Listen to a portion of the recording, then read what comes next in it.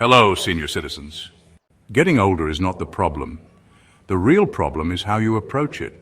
Your body and mind will not stay the same as they were in your 30s or 40s, but that does not mean you are powerless. In fact, the choices you make today can decide whether your later years are full of freedom or filled with limitations.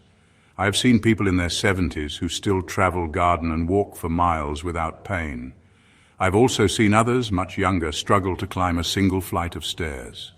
The difference is not luck or expensive treatments. It is the daily habits they built long before problems became serious.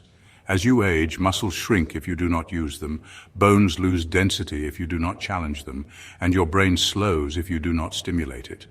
Small warning signs like slower walking, poor balance, or frequent tiredness are not just old age. They are signals that your body needs attention. Ignoring them will only speed up decline. This guide will walk you through the most important steps to stay healthy, mobile, and mentally sharp in your golden years. From practical exercises to nutrition strategies and lifestyle changes, you will see exactly what works and why. Watch this video until the end so you understand each step clearly.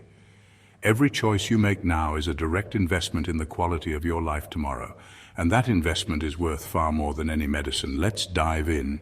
Number 1. Your muscle is your bank account. Stop withdrawing without depositing. Think of your muscles as your personal bank account. Every movement you make is like a withdrawal. Climbing stairs, carrying groceries, getting out of a chair, even just walking across the room. All of these take something out of that account.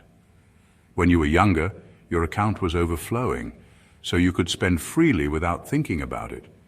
But after the age of 50, nature starts making automatic withdrawals, whether you like it or not. This is called sarcopenia, the gradual loss of muscle mass, and research shows you can lose as much as 3 to 8% of your muscle every decade after 30, Harvard Health Publishing, 2019. Now here is the part many people do not realize. If you are not making regular deposits through strength training, your balance will eventually hit zero. And when that happens, simple things like walking to the bathroom, lifting a kettle, or even holding your balance on a slippery floor become dangerously difficult. This is when frailty sets in. And frailty is one of the top reasons older adults end up in nursing homes. Strength training is not about bodybuilding or lifting huge weights at the gym. It can be as simple as resistance bands, bodyweight exercises like squats and wall push-ups, or light dumbbell workouts done 2 or 3 times a week. These are the deposits that keep your account healthy. I once treated a patient in her late 70s who had been faithfully doing light strength exercises twice a week for over 20 years. She could still travel, carry her own luggage, and walk without support. Her friend, only a year older but with no strength training history, needed a walker after a minor fall because her legs could not hold her up. The difference was not age, it was muscle savings. If you want to keep living on your own terms, you need to start depositing now. Even small, regular contributions to your muscle bank will pay off with strength, stability, and independence for years to come. Remember, once the account is empty, it is very hard to refill. Number 2, ditch, "I'm too old for this." It's a death sentence. The phrase, "I'm too old for this," might sound harmless, but I can tell you as a doctor, it is one of the most dangerous sentences you can speak to yourself. Your body is not just flesh and bone. It is deeply connected to your thoughts. If you keep telling yourself you are old, your body will take that as a command to slow down, weaken, and stop trying. This is not philosophy. It is proven science. Studies show that older adults with negative beliefs about aging walk more slowly, recover more slowly from illness, and have higher risks of disability and even death compared to those with positive beliefs. Levy et al., Yale University, 2002. I've seen this countless times. 2 patients of the same age, both in their late 60s. One says, "I can't do that, I'm too old." The other says, "I will try, let's see what happens." 10 years later, the first is mostly sedentary, relying on a cane, avoiding stairs and missing out on life. The second is still gardening, traveling, and playing with grandkids.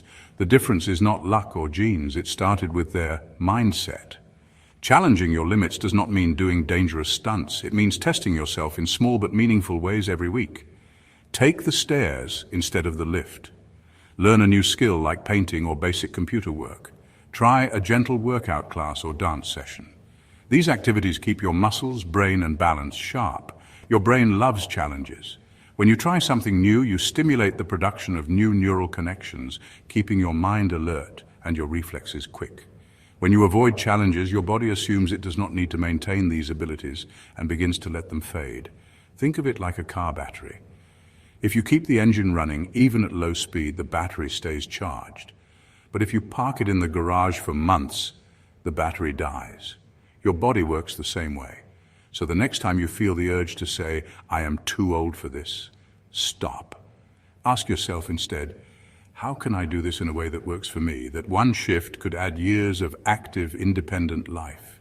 Number 3, chronic sitting is worse than cake. If I gave you a slice of cake every day for a month, it might not be the healthiest choice, but it would not instantly ruin your health. However, if I asked you to sit in a chair for hours every day without moving much, I would be doing far more damage to your body. That is because chronic sitting silently breaks down your health in ways most people never notice until it is too late. When you sit for long periods, your leg and core muscles are switched off. They are not working to support you, which leads to gradual muscle loss. Your blood flow slows down, allowing fats and sugars to linger in your bloodstream, which raises your risk of heart disease and type 2 diabetes. The World Health Organization has even warned that prolonged sitting is linked to early death, regardless of whether you exercise later in the day. In other words, 1 hour at the gym cannot undo 8 hours of sitting still. I have seen patients who believe they are active because they walk for 30 minutes in the morning, but then they sit at a desk or on the sofa for the remaining 12 waking hours. Their cholesterol is high, their joints are stiff, and they often complain of back pain. This is not because of aging alone, it is the result of sitting too much. The solution is surprisingly simple but requires consistency. Stand up and move at least once every hour. Walk around the room, stretch your arms, or do a few calf raises. Even short bursts of movement keep your muscles engaged, your blood circulating, and your joints lubricated. One of my patients in his early 70s started setting a timer to remind himself to stand and move every hour. Within 3 months, his back pain reduced, his energy levels improved, and his doctor noticed better blood sugar control. Think of sitting like a slow leak in your health tank. You might not notice it at first, but over time it will drain your strength, mobility, and vitality. Moving regularly plugs that leak and keeps your body running smoothly for years to come. Number 4, get a grip, literally. Most people think weak grip is just a small inconvenience. They laugh it off when they struggle to open a jar or twist off a bottle cap, calling it getting older. But as a doctor, I can tell you it is not something to joke about. Weak grip strength is often one of the earliest warning signs that your body is losing overall strength and resilience. In fact, research published in the British Medical Journal found that grip strength can predict the risk of death from all causes better than some routine health checks, including blood pressure readings. Your grip is like a quick snapshot of your entire muscle health. When it is strong, it means your muscles and nervous system are working well together. When it is weak, it often signals muscle loss, reduced bone density, or even early stages of frailty. And here is the catch. Once frailty sets in, it affects your ability to perform basic tasks like carrying groceries, holding onto railings, or even catching yourself if you trip. That makes falls and injuries much more likely. I had a patient in her late 60s who came in complaining about hand weakness. She thought it was just her hands getting old, but testing revealed she was already losing muscle mass across her body. We started her on a simple hand strengthening routine with a stress ball, grip trainer, and light resistance exercises for her arms. 6 months later, her grip strength had improved, and so had her overall balance and confidence. Hand strength is not just about opening jars. It is directly linked to your independence. If your grip is too weak to hold a walking aid, carry your shopping bag, or open your own medication bottle, you lose control over your daily life. The good news is that it is never too late to improve. You can squeeze a tennis ball, use a hand gripper, or even do simple wrist curls with light weights.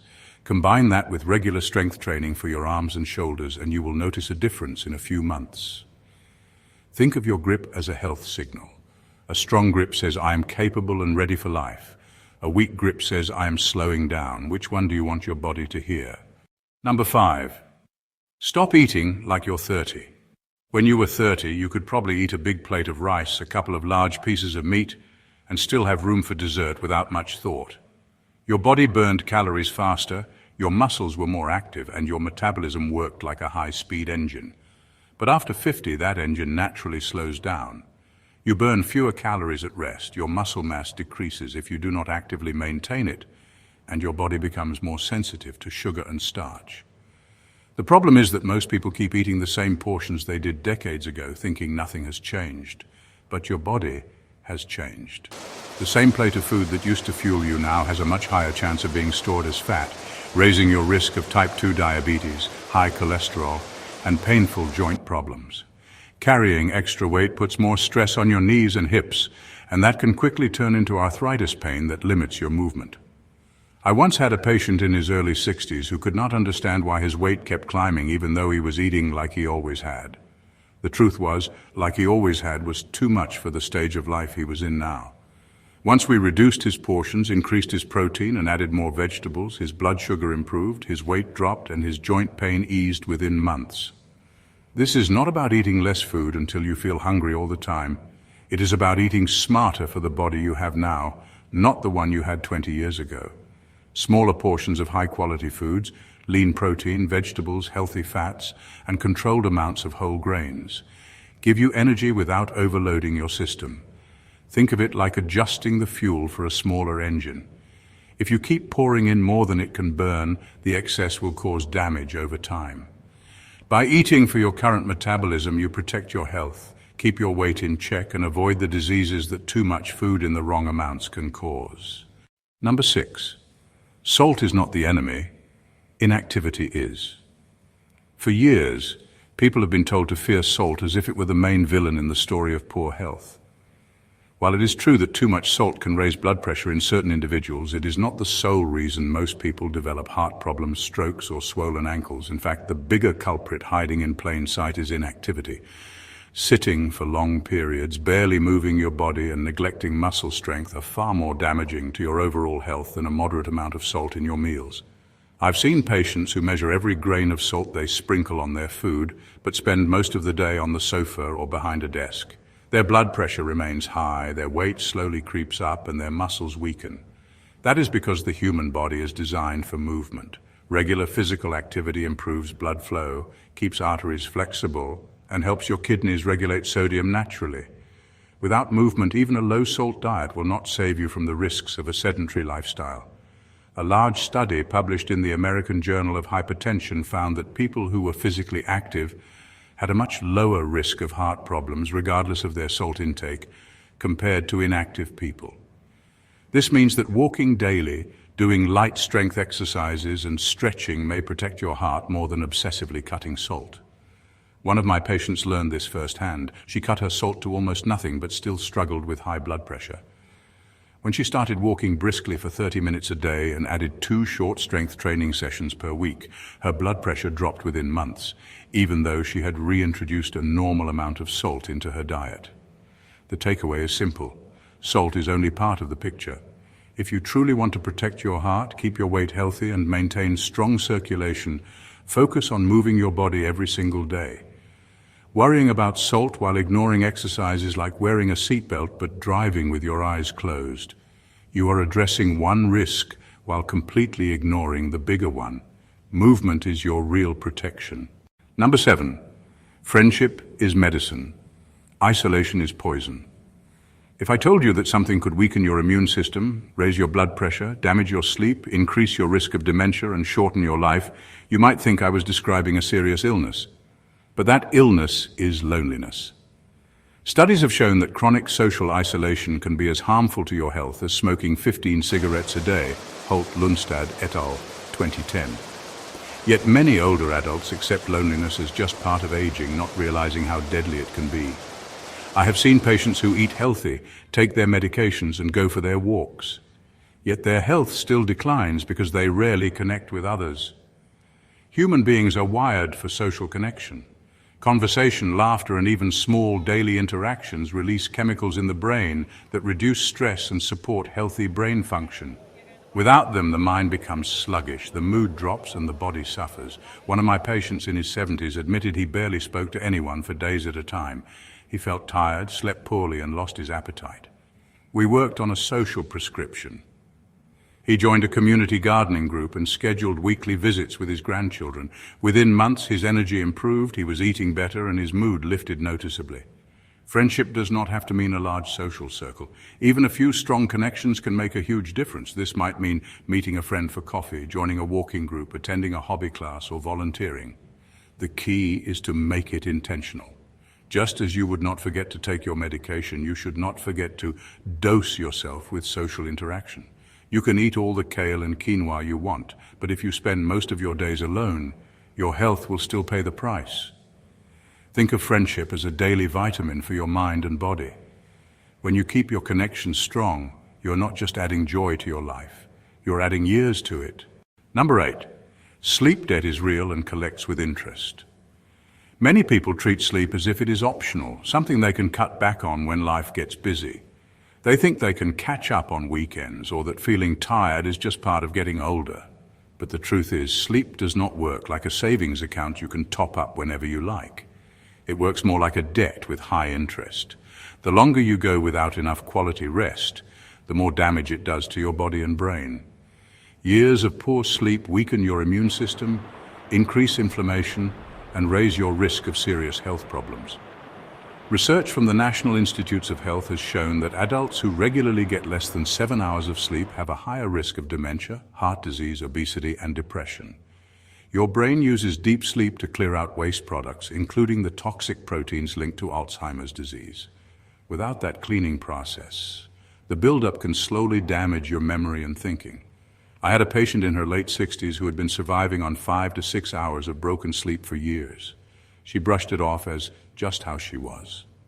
Over time, her blood pressure climbed, her mood became unstable, and she began forgetting simple things. When we worked on improving her sleep, setting a consistent bedtime, reducing late-night screen use, and creating a darker, quieter bedroom, her energy and focus improved within weeks. Sleep is not just rest for the body, it is maintenance for your brain, heart, and hormones. Skipping it is like running a machine without ever stopping to oil it. Eventually, something will break. If you truly want to protect your health in your later years, you must treat sleep like oxygen. You would not willingly go without breathing, so do not willingly go without proper rest. Your future self, clear-minded, energetic, and independent, depends on it. Number 9, beware the pill parade. I call it the pill parade, the long line of prescription bottles that slowly takes over the bathroom cabinet. It usually starts with 1 or 2 medications for blood pressure or cholesterol. Then a new pill is added to help with sleep, another one for pain, another for digestion. Before long, you are swallowing a small handful of pills every day without even remembering what some of them are for. Here is the problem. Every medication has side effects, and when you stack several together, those side effects can combine in unexpected ways. A pill you take for one condition might trigger another problem, which then leads to another prescription. This is called a prescribing cascade, and it is more common than most people realize, especially in older adults. The more medications you take, the higher your risk of dizziness, confusion, falls, digestive issues, and dangerous interactions. I once had a patient in his 70s who was taking 9 different medications. He felt constantly tired, had brain fog, and his balance was unsteady. After a careful review with a geriatric specialist, we discovered that 3 of those drugs were no longer necessary and 2 were causing side effects that were being treated with other pills. Once we adjusted his prescriptions, his energy improved and his thinking became clearer. This is why it is vital to review your medications at least once a year with a doctor who will look at the big picture, not just add another pill to the list. Bring all your prescriptions, over-the-counter drugs and supplements to the appointment so your doctor can see the full picture. Medications can save lives, but unnecessary ones can also quietly ruin your health. You want the right amount of medicine, no more, no less. Keeping your pill parade short is one of the smartest ways to protect your long-term health and independence. Number 10, your bones are quietly shrinking. One of the most dangerous things about bone loss is that you cannot feel it happening. Your bones do not ache or make noise as they weaken. They quietly lose density over the years until one wrong step, one minor fall, or even a hard sneeze can cause a fracture. This silent condition is called osteoporosis, and it affects millions of older adults worldwide. By the time most people realize they have it, their bones are already fragile, like chalk instead of solid rock. Bone loss speeds up after the age of 50, especially in women after menopause due to the drop in estrogen. But men are not safe either. They simply tend to lose bone a little more slowly.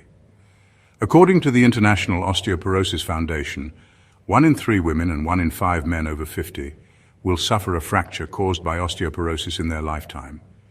These fractures are not just painful, they can take away independence. A broken hip, for example, often means months of recovery, and for some, the end of living without daily assistance. The good news is that you can strengthen your bones at any age. Weight-bearing exercises like walking, stair climbing, and especially resistance training tell your bones to hold onto their strength. Protein-rich foods give your body the building blocks to maintain bone tissue, while vitamin D from sunlight or supplements helps you absorb calcium effectively.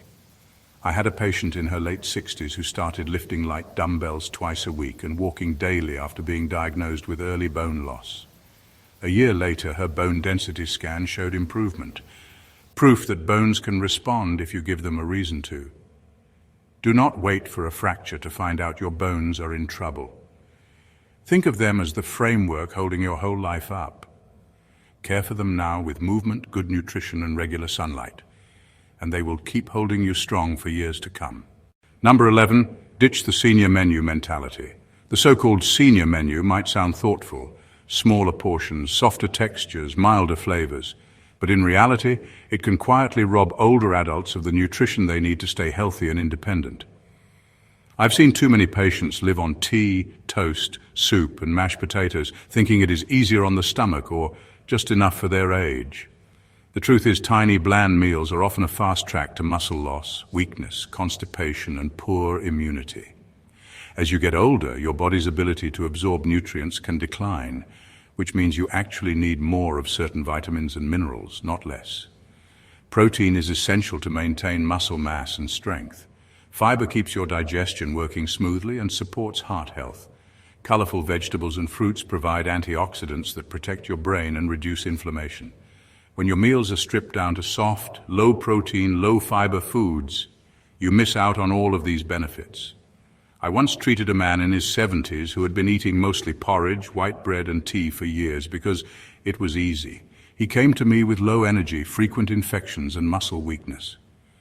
After working with a dietitian, we reintroduced high-protein foods like eggs, fish, and chicken, plus vegetables, beans, and healthy fats. Within months, he felt stronger, his digestion improved, and he could walk longer without tiring. Eating well in your later years does not mean eating like a bird.